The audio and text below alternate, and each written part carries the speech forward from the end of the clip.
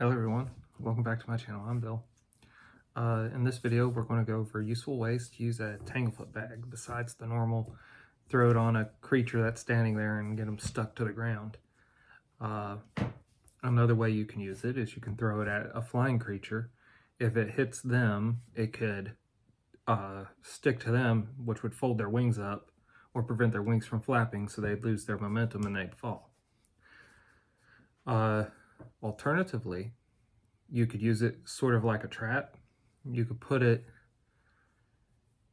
in an area where you know the enemies are going to have to come through, and if they step on it, it triggers it. That'd be no different than you hitting them with it. If you're in a situation where you need to barricade a door real quick because they're trying to come through, you could always hit the door with the tanglefoot bag and stick to the door, which would increase how hard the door is to open for the duration of the tanglefoot bag. That said, it's not like super long, but that could give you all enough time to prepare whatever you need to prepare on your side of the door. You could take the tanglefoot bag and tie it to a projectile, whether it be a spear or a javelin. You could tie it to an arrow or a crossbow bolt. Now, this method might reduce the range by 20 or 30 feet from your projectile if it's your bows, and I wouldn't say it would reduce how far you could throw the javelin or the spear, but either way, for both your bows and your javelin and spear, it's awkward, it's not aerodynamic, so it would give you a penalty of some sort to your ranged attack. If I was doing it for my players, I'd probably give them a -2, or if this was 5th edition, they'd roll with disadvantage. But the caveat to that also is the tanglefoot bag doesn't need to hit the AC, it needs to hit the touch attack. So if you have something that's flying with a high AC, like a little dragon or something, we'll say like a wyvern, then you could hit it with the tanglefoot bag against its touch AC. Its touch AC is only like a wyvern being large.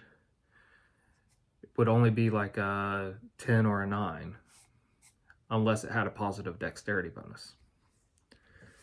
So you're not trying to hit a really high AC to trigger the tanglefoot bag. Even though the rules don't support using a tanglefoot bag against larger creatures, you could circumvent that in 2 ways. You could have larger tanglefoot bags made with the GM's permission, and then that would affect bigger creatures. Say, I wouldn't go up to colossal on affecting them, but if you could use a net on a creature, I would say that would probably be about the limits of the tanglefoot bag for the larger version. So something large, or maybe at most huge, and the huge one would be like 4 times the price, and the large one would be twice the price. And that's just some thoughts on it. But you could also take a bunch of regular tanglefoot bags, say you're fighting something that's pretty big, and a bunch of your characters, all the players, get together and hit it with different tanglefoot bags to glue it to the ground, to get its wings to stop working, things of that nature. Although it could probably make the strength save, if you wanted to penalize the creature because there's more than one tanglefoot bag, you could increase the DC of its strength check by 2 per tanglefoot bag, or alternatively, after enough tangle bags are used, DM's discretion, you could rule that the creature has disadvantage on all strength checks to try to get out of the tanglefoot. Now, the other way you can use tanglefoot is hitting a creature with it and then lighting it on fire, because it does burn. So if you need another way to set a troll on fire and you're out of oil, or you're out of alchemist fire, you could hit it with a tanglefoot bag and then light that on fire. You could also use it to, say, stop yourself from falling. if you can get close enough to a wall while you're falling, so you have a big enough fall that's going to take multiple rounds before you hit the bottom, you could get close to the wall and trigger the tanglefoot bag to grab you in the wall. But more than likely, you will take damage when you do that because you'll hit the wall real hard. That said, a little bit of damage from hitting a wall versus a lot of fall damage is a good trade-off. The other downside is the tanglefoot bag's only going to be there for like 1 minute or so. I'd have to look up the rules again to see exactly how long it lasts, but I believe it's at least a minute, so 10 rounds.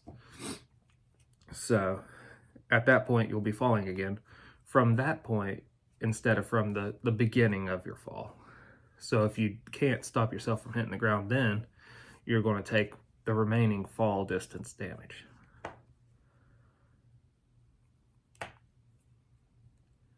Another way you can use a tanglefoot bag is you could tie it to a pole weapon and use the pole weapon's reach to deliver the tanglefoot bag. So that would allow you to get over your allies' shoulders. That would allow you to fight from a distance to use it. And instead of throwing it, you're just stabbing with it type deal. Now, you might have to give up the pole weapon when the tanglefoot bag goes off. But other than that, the pole weapon is not necessarily damaged, just stuck to whoever you hit with the tanglefoot bag. And you could always, if that was your original plan to use it, get you a long quarterstaff, something that would be as long as your pole weapon that you wanted to use. And quarterstaffs are free, just get them in the forest and the correct length that you want.